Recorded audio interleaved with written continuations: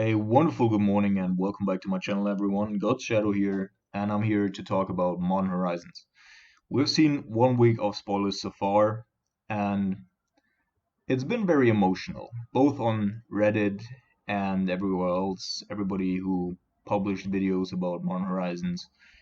Some are really excited, mostly Commander and limited players, and then there's the modern players that are somewhere on the fence, who seem to are of the opinion that Modern Horizons is a little underpowered and not really targeted at Modern, and rather a Commander set.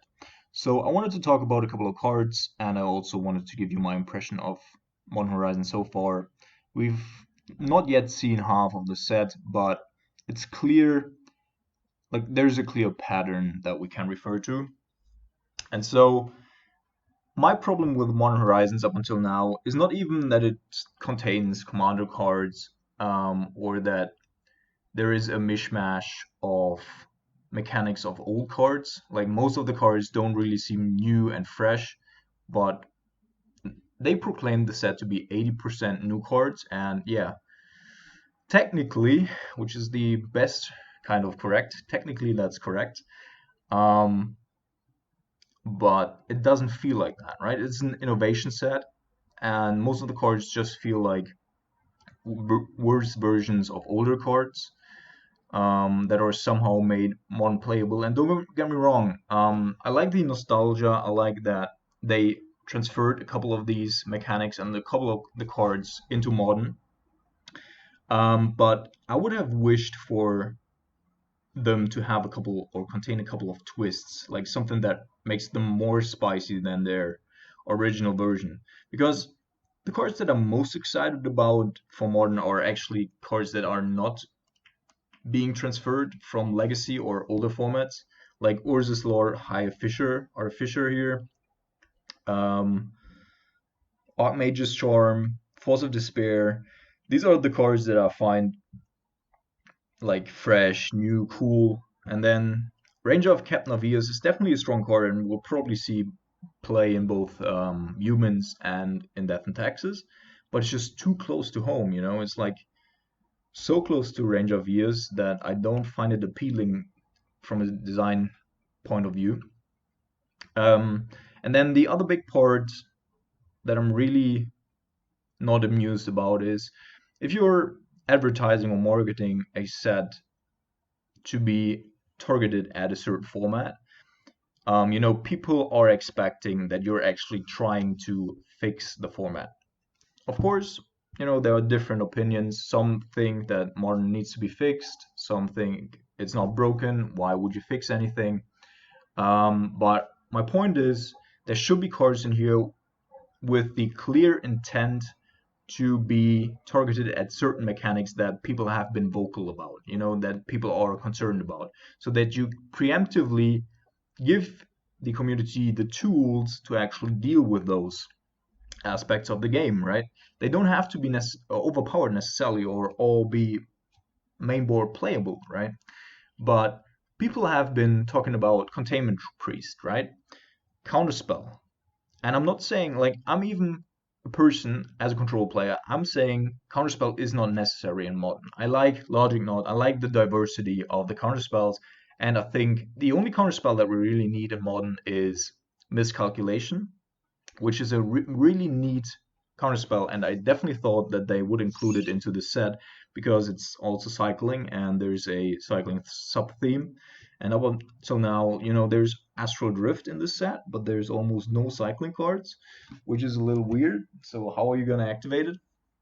But aside from that, that's my real problem point here with Modern Horizons, because I would have really wished Wizards to take the opportunity, especially because so many modern players, modern enthusiasts, were working on the set. And talking about like Force of Negation, which of course is an adaptation of the format staple of Legacy, Force of Will. And Force of Will is kind of a policing card in Legacy. And of course, they try to do something similar for Modern, but Modern is not in the same spot as Legacy. Like, we don't have turn 1, turn 2 kills all that often. And excluding Neoform under the new Mulligan rule, and sometimes Griselbrand. But most of the time, you don't need Force of Negation, especially not in the main board. So I don't think, like, maybe Blue-White's control will play this as a 1 or 2 off in the main board, but I don't really see it anywhere else except for Merfolk, for which I think is a huge upgrade and could actually make them playable again. But other than that, we don't really need that card. So what is it targeted at?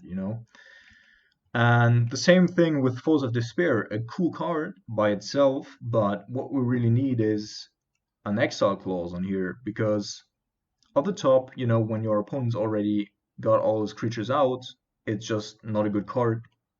Most of the time, of course, you will, like against fair decks, you'll get a 1-for-1, a 2-for-1, whatever. Sometimes you get like the complete nuts, get 4 phoenixes and maybe 2 other creatures, but most of the time this will just be a clean 1-for-1, 2-for-1, or maybe you get a couple of tokens, whatever. But like against Dredge, against Phoenix, this would have been also not too strong if it contained an exile clause, because yeah, you hit them in the turn where they go off, but afterwards, it's just not a good top deck. And so I think that's just a missed opportunity here. And that really tells me that there's not really anything that they had been looking at. Archmage's Charm, I think, is a really, really neatly designed card. Like, this is what I actually expected the set to contain more. Like, modal cards that actually have value are pretty restrictive in terms of mana requirements. They could have also done the other way around. Like, I would have loved to have 3 color identities here with Grixis Charm or whatever, because the old charms are just so insanely bad, especially Grixis Charm. Urza, of course, we'll see a couple of decks play it, I think, in Modern, but mostly a commander card. Plague Engineer, one could put it into the sideboard of our Grixis deck, but for the most part, Izzet Steadycaster is more versatile. But we'll try it out at least. Seasoned Pyromancer does fit into our curve pretty neatly, I have to say. Could replace Goblin Rebel Master in the 3 mana spot because it just provides a whole lot of things. So that's pretty cool. But maybe this was supposed to be a cycle, I think. So we've seen a red one, we've seen the white one, but there hasn't been a black, blue, and a green one yet. Unless it's actually they do not contain the same rarity slot here, and we've seen the blue and the black one in the rare slot, which I would find pretty disgusting because these 2 cards are pretty cool power-wise, not because they are so close to home. Flusterstorm, of course, gonna be seeing play in Modern. But other than that, probably Give Off Runes in Death and Taxes, maybe even in Humans, although I don't really believe that. Just a really cool card. Here I like it a lot. Then Mother of Runes, which was always considered to be way too strong for Modern. And of course, protecting itself is also just broken. So I really liked what they did here this from a design standpoint. Also that it's not a human, it's pretty cool. Like all this leather and goblin support as well. Factor of Fiction, a really cool card, although I think for the most part it's just too expensive for Modern. You don't really have the slots in most decks. Maybe there's gonna be the Sultai Reclamation deck that wants this, and maybe Blue-White as 1 or 2 off, but don't really see it because Blue-White is already generating so much card advantage through its Planeswalkers, and it's not really anymore a flash kind of deck or draw go kind of deck, and more a tap out kind of deck. So don't really see that one as well. Generous Gift is something that we need to talk about because White is getting so many good cards in terms of control. You can destroy anything by now, like lands, anything. And of course, you can turn on your removal spells this way so that your main board sweepers aren't actually a drawback anymore. So I would expect this to see play in Modern, maybe even main board play, although 3 mana, of course, is a huge hurdle. But this helps you against almost anything. Like, White doesn't have a good way of getting rid of planeswalkers, so it's good in the mirror. It's good against Tron, it's good against big mana decks in general. It's not bad against creature decks because you can also blow up your own stuff if you really need to, and block something. So I think Generous Gift definitely going to be a player. Well, and then card-wise, we're already through, I think. There's not a whole lot that I'm really excited about. Of course, there's Ren and 6, which feels a little bit out of place. The abilities are neat, are pretty good, especially with fetch lands, of course, and also the canopy lands. But like I'm just missing a little bit of background here, a bit of like it's a cool card. I just don't really feel it. First Sliver, really cool. Liked it to have been printed because I have a couple of friends that are really into slivers, and maybe they are gonna brew something up for Modern. Although I don't think we lost to slivers recently, but I don't think it's gonna be good enough. In general, Fallen Shinobi, yeah, I'm not gonna see Modern play. Although Dan Master was convinced it was strong enough for Modern, but this is not strong enough. 5 mana or 4 mana card. No, don't think so. Icefang Coadle, don't know. Pretty cool card, although being amphibious here, a snake shouldn't be able to, move very quickly in the snow. But outside of that, yeah, it's basically a flash Baleful Strix, which in the wrong colors for us, unfortunately. Otherwise, a really good card, and we would have definitely loved to play it in Grixis control. Um, and then there's the all-time favorites, Sword Cycle, which of course without a Stoneforge Mystic is a little bit, too weak for Modern. It's not going to see play as long as Stoneforge isn't there. With Stoneforge in the mix, though, it's actually a pretty good deal here for creature decks. If you could put counters on your creatures and then proliferate, it's pretty sick. So still here hoping for an unban of Stoneforge Mystic sometime soon. Mox Tantalide. Yeah, I don't really know what they thought about printing this. I haven't seen anyone come up with a good solution to abuse this yet. Um, and otherwise just worse Lotus Bloom. So yeah, not really a big one here. This one mostly for Commander, not gonna see any Modern play. And then this dude here probably see like a Hardened Scales play as a 2-off.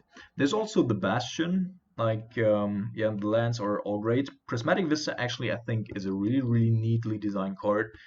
Probably round up a couple of mana bases in Modern and see play here and there. Also probably gonna be not too expensive, I hope, as a rare. And yeah, Frostwalk Bastion. I'm not actually sure, but I would assume that this card is gonna see play in Hardened Scales, as it is a construct 2/3, which is better than most of the creature lands in Hardened Scales. And also Hardened Scales can easily go up to going or to being snow covered for the most part. So then Frostwalk Bastion wouldn't be a problem. They just go with snow covered and put this dude in. So I think this is going to be seeing a little bit of play. And otherwise, of course, the canopy lands here. For the most part, though, I think nurturing peatland, sunbaked canyon. So the peatland, or yeah, probably peatland, um, is probably gonna ignite Death Shadow again in the 3 or 5 color versions from jumps to yeah just 5 color, because it's pretty good in the late game and just gives you the ability to really fine tune the damage that you take course, it's a little bit slower, but for the most part, you can just jam a Tarmogoyf turn 2, and that's fine as well. And the Sunbaked Canyon, definitely gonna ignite here. Burn, really, really good card for Burn. They might even be playing like more than just Sunbaked Canyon and go with Fiery Islet as well. Although you probably can't play more than 6 of those in one deck without serious life gain. They do have Lightning Helix, of course, also to counteract this. Light that they usually don't need unless they're facing the mirror. And otherwise, like Fury Islet, if we think about our latest iteration of Risk Control, this could actually take the spot of Blast Zone. But right now, Blast Zone is just too good in the format to pass up on it. Also, we don't really want to sacrifice our lands too early. But yeah, that would be the spot. If you wanted to play a more value oriented game, or you're, packing fail pushes into the main board and want to cut your land base or whatever, this is where you want to be and put it in.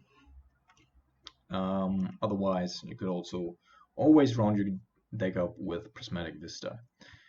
Yeah, that's it already. So I hope there's going to be a little bit more that we can talk about. Hopefully this is going to be a cycle. And also this is going to be a cycle. And we're not being disappointed there. But I guess there's still going to be like 2 to 3 more good cards that are actually going to see modern play, because there's still 4 mythics missing here. But for the most part, as I said, I'm really lacking those answers that we face in modern, like to the problems that we face in modern. Containment Priest especially, there's nothing of that kind in here, and that's what really got me a little disappointed. So let me know what you think about the set. Also, really thank you all for subscribing, watching the channel, and thanks to Raichu.